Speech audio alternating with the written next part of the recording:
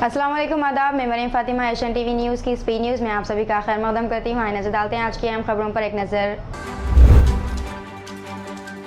सदर जमहूरिया द्रौपदी मुर्मू की सरमाई तातीलात का हैदराबाद में अख्ताम हो गया। हर साल सदर जमहूरिया हैदराबाद के राष्ट्रपति नीलाम में सरमाई तातीलात गुजारती हैं, जो एक रिवायत है। इन तातीलात के अख्ताम के बाद सदर जमहूरिया द्रौपदी मुर्मू रियासती दारुलहुकूमत हैदराबाद से कौमी दारुलहुकूमत दिल्ली रवाना हो गई। ओलंपिक मेडलिस्ट पहलवान बजरंग पुनिया ने जुमे को अपना पद्मश्री अवार्ड वापस करने का ऐलान किया। पुनिया ने सोशल मीडिया प्लेटफॉर्म एक्स पर वज़ीर-ए-आज़म नरेंद्र मोदी के नाम एक खत पोस्ट किया है और अपना अवार्ड वापस करने को कहा है। इन्होंने एक्स पर लिखा कि मैं अपना पद्मश्री अवार्ड वज़ीर-ए-आज़म को वापस कर रहा हूँ। ये सिर्फ कहने के लिए मेरा खत है, ये मेरा बयान है। सोशल मीडिया देखकर प्रैंक वीडियो बनाने की कोशिश करने वाला 5वीं जमात का तालिब इल्म जान से हाथ धो बैठा। हमीरपुर शहर का रिहायशी 11 साल निखिल राजू सोशल मीडिया पर प्रैंक वीडियोस और रील्स देखने का शौकीन था। निखिल ने सोशल मीडिया पर फांसी लगाने की वीडियो देखी और खुद भी ऐसे ही वीडियो बनाने की कोशिश की, लेकिन दौरान रस्सी के फंदे में लटक कर हलाक हो गया। निखिल के वालिद का कहना है कि इसे एक कमरे में बेहोश देखकर अस्पताल मुंतकिल किया गया, जहाँ डॉक्टर्स ने इसकी मौत की तस्दीक कर दी। कर्नाटक की कांग्रेस हुकूमत ने हिजाब को लेकर बड़ा फैसला किया है। चीफ मिनिस्टर सिद्धरामैया ने ऐलान किया है कि हिजाब पर से पाबंदी हटाई जा रही है। मैसूर में मुनक़िदा एक प्रोग्राम में सिद्धरामैया ने ऐलान किया कि इन्होंने कहा कि अब से हिजाब पहनने पर कोई पाबंदी नहीं होगी। सिद्धरामैया ने वाज़ेह किया है कि माजी में बीजेपी हुकूमत की तरफ से लगाई गई पाबंदी को हटाया जा रहा है। इस सिलसिले में वो अहदेदारों को हिदायत देते हैं कि स्कूल्स और कॉलेजेस में हिजाब पर पाबंदी ख़त्म कर दें। कारगुजर सदर BRS रुकन असम्बली के तारक रामाराव ने कहा है कि 23 दिसंबर को 11 बजे दिन तेलंगाना भवन में पावर पॉइंट प्रेजेंटेशन पेश किया जाएगा, जिसमें BRS के 9.5 साल के दौर हुकूमत में किए गए तरक्याती कामों, फलाही स्कीमात और दीगर उमूर पर रोशनी डाली जाएगी। कमिश्नर GHMC रोनाल्ड रोज ने रेवेन्यू अहदेदारों को हिदायत दी है कि मुतल्लिका सर्कल्स में 100% जायदाद टैक्स की वसूली को यकीनी बनाएं। वो आज additional commissioner revenue, zonal commissioner, deputy commissioner और असिस्टेंट कमिश्नर्स के जायजा इजलास से खिताब कर रहे थे। इन्होंने कहा कि GHMC के हदूद में मजमूई तौर पर 1208.35 जायदादों की तादाद 18.9 लाख के मुंजमला 20 दिसंबर 2023 तक सिर्फ जायदादों का टैक्स वसूल किया गया है। हैदराबाद के राय दुर्गम पुलिस स्टेशन के हदूद में तेज रफ्तारी और लापरवाही से गाड़ी चलाने की वजह से एक नौजवान अपनी जान से हाथ धो बैठा और 4 दीगर शदीद जख्मी हो गए। हैदराबाद के गच्चीबौली इलाके के केयर अस्पताल के करीब जुमे की सुबह तेज रफ्तारी के बाद एक कार कंट्रोल खो बैठी और डिवाइडर से टकरा गई। इसके बाद कार उलट गई। मुकामी लोगों ने बताया कि हादसे के वक्त कार में तकरीबन 5 नौजवान सवार थे। पुलिस को पता चला है कि नौजवान जोगीपेट के पॉलीटेक्निक कॉलेज में डिप्लोमा कोर्स की तालीम हासिल कर रहे हैं।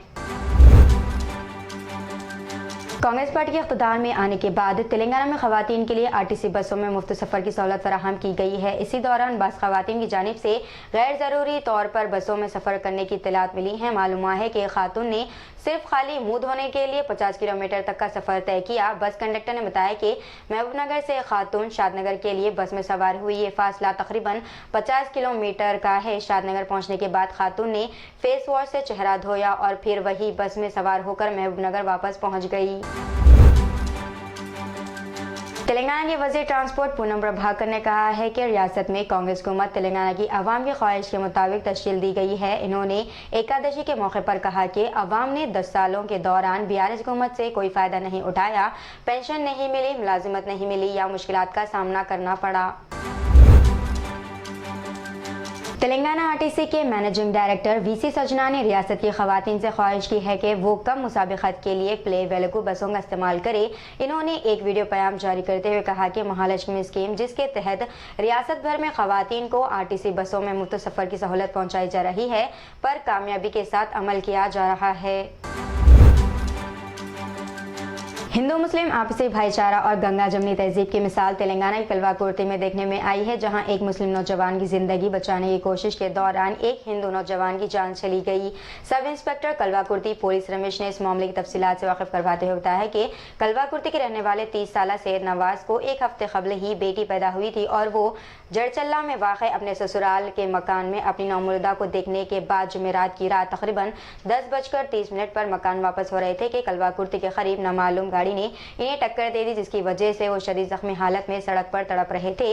इसी दौरान एक बोलेरो गाड़ी में दो नौजवान कलवाकुर्ती से कोन्ना जा रहे थे कि रास्ते में नवाज को जख्मी हालत में तड़पता देखकर इंसानी हमदर्दी का मुजाहरा करते हुए रुक गए और अशोक नामी नौजवान बोलेरो गाड़ी से उतरकर नवाज की मदद के लिए पहुंच गए।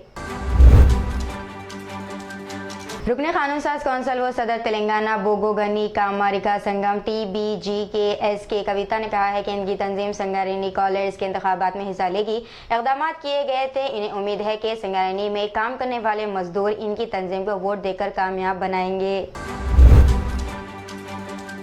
बॉलीवुड की मुतनाज़ा अदाकारा कंगना रनावत ने भगवा जमात बीजेपी के टिकट पर इलेक्शन लड़ने का किया है ऐलान। अदाकारा कंगना रनावत के वालिद ने मीडिया से गुफ्तगू में कहा कि कंगना रनावत 2024 में बीजेपी के टिकट पर इंतखाबात में हिस्सा लेंगी। अदाकारा इस सिलसिले में बीजेपी के मुख्तलिफ रहनुमाओं से मुलाकात भी कर चुकी हैं।